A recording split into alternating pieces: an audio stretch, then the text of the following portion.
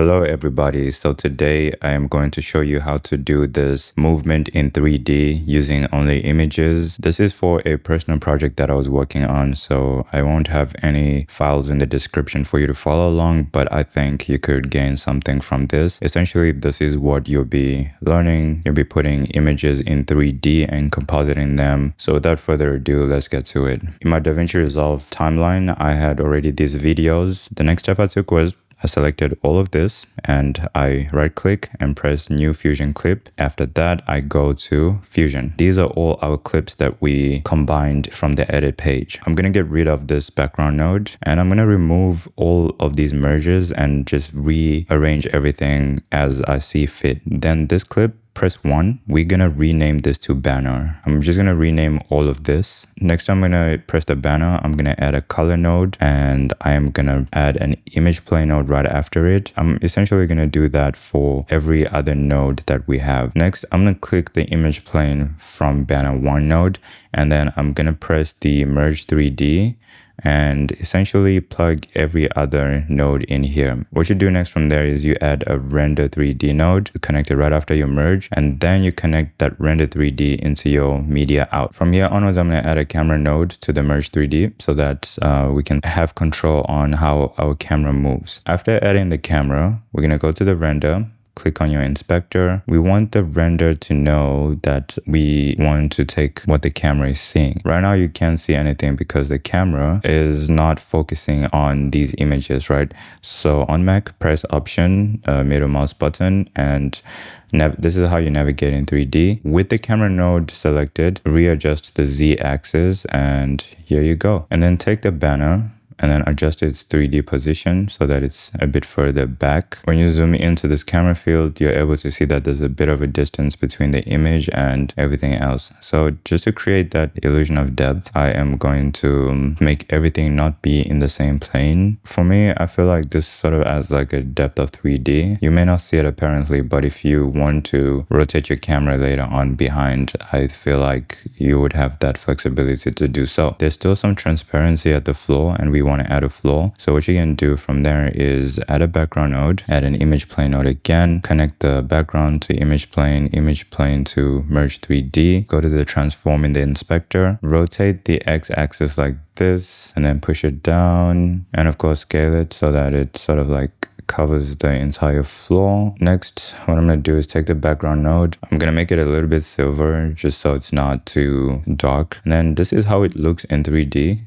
So for the next part, click on the node graph so that nothing is selected. Add another merge 3D. Then we're going to go to our crowds. So I made these crowds in Photoshop. Also, one other thing I forgot to mention, because we have transparency in our footages, I like to go to the options and do a post multiply on all the color nodes. So we have the crowds. So the next approach for this is I added this color node, right? And then I'm going to add an image plane, connect the crowds to color corrector to image plane to merge 3D. Connect the merge 3D to the merge 3D 1. So now we have these crowds here. Take these crowds, making sure that the image plane for the crowds is connected, and move them back like this, and just like reposition them how you would want the crowds to be like, right? Next, what I'm going to do is select these 3 nodes and sort of paste them here, and then attach them again. So now we have these, what we have just did before, duplicated, and I'm gonna move the duplicate like this so that we have like one row here, right? That is essentially how I added these crowds. The process is pretty repetitive, so I'm just gonna cut to the part where I have all of these nodes for this and joined to the merge 3D and composited so that you don't have to watch me repeat all of this again.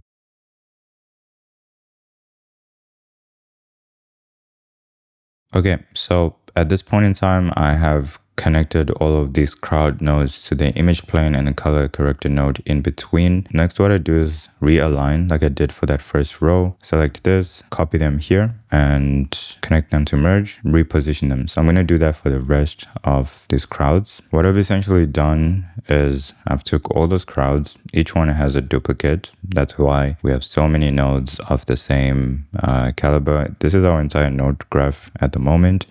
A lot is going on, but I hope you're following along. Finally, we have our media crowd, which are like the people who stand in front taking photos. Essentially, you do the same again, the same process, image plane, color corrector node. I'm going to take these and duplicate it as well so that we have a full media coverage across the front line. Davinci Resolve crashed while doing this, so yeah, please also know that this is a very computer heavy task. So yeah, since this is a heavy project on my laptop right now, I'm gonna put the timeline resolution to 1/4 just so I'm able to record this tutorial while showing you guys this effect. Because my computer is crashing, I'm just gonna repeat adding those media crowds again. Hopefully this time we don't crash.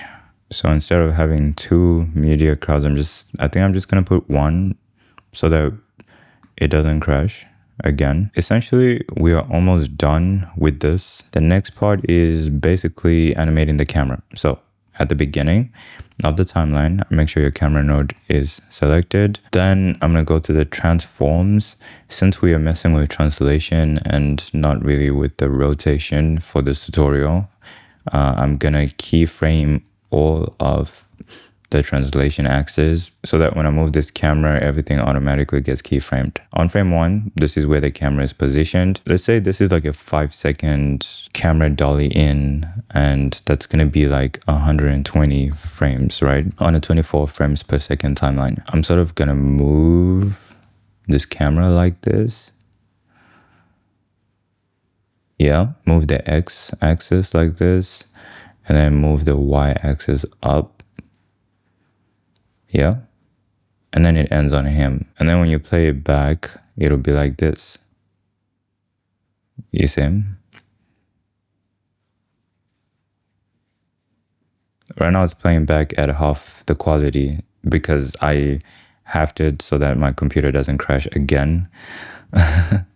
This is essentially like how you animate the camera. In the short clip that I showed you at the beginning of this video, I definitely did more translations. I did a bit of rotation and keying, but I feel like from watching this, you can sort of see how that's absolutely doable. One other thing I'd like to mention is I'm someone who really likes being organized, and if you're like me and don't like seeing this mess, what you can do is click on all these nodes and then press shift space bar, type underlay, and then put an underlay on it. Now all these crowd nodes are now under this underlay and they all move together with each other. Now you got that sorted. Another trick that I'd like to show you guys is I'm gonna open the spline editor because I'm working on a small screen. I'm just gonna close the node graph for now. Take the movement of my camera. I know it ends here. And so what I like to do a lot of the times when I'm working with keyframes is sort of like smooth my keyframe. So I'm going to press Shift S and that's going to smooth. So now when the camera like lands, it does it in a more smoother way. Like it's going, and then like the end is not very abrupt, you know, like it just doesn't end. It smoothly ends. So that's what I like to do with a lot of my animations when I'm working with Fusion. And now back to the node graph. One other small detail that I put for this project is I added a fast noise to just add steam here. For the purpose of this tutorial, I think this video is already very long, and one of my goals on this channel is to make sure the videos are short, straight to the point, and you don't have to sit down watching a very long tutorial. So let me know if you guys want a tutorial on the fast noise. I can do that with this project or just in general. So yeah, this is how I made this entire node graph right here in 3D. It may look intimidating, but it's really fun and it's really easy. And I hope that you found this tutorial somewhat helpful, and I hope you can take away some of the techniques and use it for your own personal projects. So with that said, thank you so much for watching this tutorial. Please subscribe for more, and I'll see you in the next one.